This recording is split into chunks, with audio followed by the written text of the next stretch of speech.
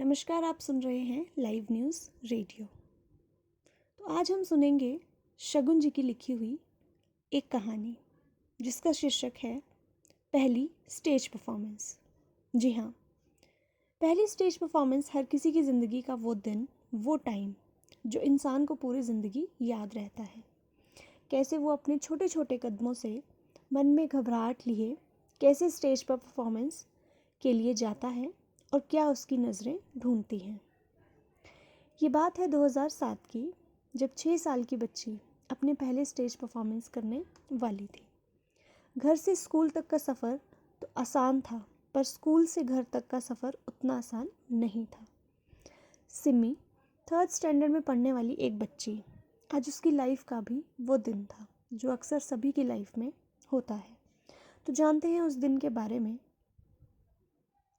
Simi school bag लिए, आंखों में चमक और कुछ उम्मीदों के साथ स्कूल पहुंची थी। सभी बच्चों के साथ उसे भी उनकी परफॉर्मेंस के लिए तैयार होने को बोला जाता है। सभी रूम की तरफ जाते हैं।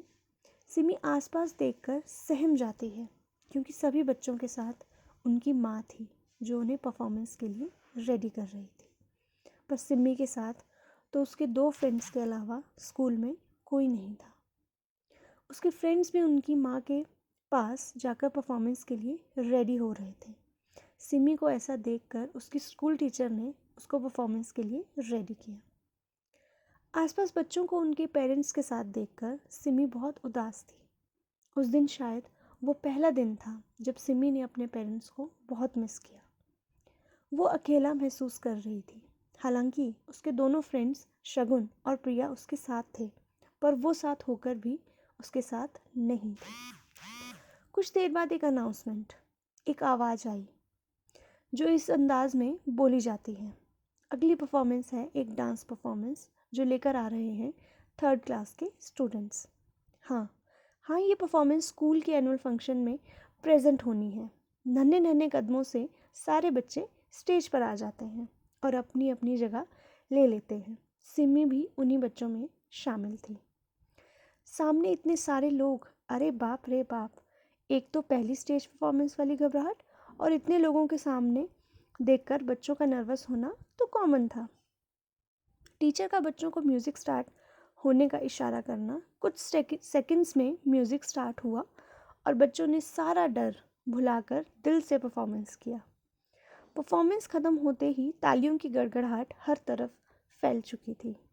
सभी बच्चों की आंखों में चमक, फेस पर क्यूट सी स्माइल होते हुए भी वहाँ प्रेजेंट हर इंसान ने परफॉर्मेंस को एंजॉय किया था। लेकिन सिमी की आंखें अभी तक कुछ ढूंढ रही थी, पर उसे वो शायद अभी तक मिला नहीं जो वो ढूंढना चाहती थी।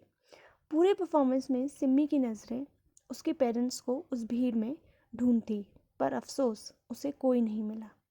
वो भी उन बच्चों के साथ स्टेज से चली जाती है, अपने मन में एक उदासी लिए, और मायूस थी क्योंकि उसकी पहली परफॉर्मेंस देखने शायद उसके पेरेंट्स नहीं आएंगे, या फिर उसकी नज़रें उन्हें ढूंढ नहीं पाई थी। कुछ समय बीत जाने पर सभी परफॉर्मेंस ख़त्म हो जाती हैं। अब एनुअल फंक्शन में वो समय आता है जिसका सभी को सिमी के साथ साथ इंतज़ार था। जी हाँ, प्राइज़ डिस्ट्रीब्यूशन, जिसमें सिमी को भी सम्मानित किया जाना था। सिमी के पास फिर से एक मौका स्टेज पर जाने का आया। उसका प्राइज़ मिलते समय उन्हीं उम्मीद भरी आंखों के साथ उस भीड़ में पेरेंट्स को ढूंढना और ढूंढने के बाद भी उनका ना मिलना, ये सब उसको मायूस कर रहा था। पर साथ ही साथ वो खुश थी अपनी पहली ट्रॉफ़ी लेकर। उसी खुशी में वो मायूसी को भुलाकर अपने दोस्तों के साथ घूमती है और फंक्शन को एंजॉय करती है। कहानी तो यहाँ ख़त्म हो जाती है, पर वो मायूसी पता नहीं कब तक सिमी के मन में रह जाती है। लाइफ में यादें सभी के पास होती हैं, पर ये आप पर निर्भर करता है कि आप उन्हें सिमी की तरह मायूसी को भुलाकर अच्छी बातों को याद करते हैं या सिर्फ मायूसी और अपने दुख पर ध्यान देते हैं। तो एक ये बहुत ही अच्छी कहानी लिखी गई थी शगुन जी की तरफ से। धन्यवाद।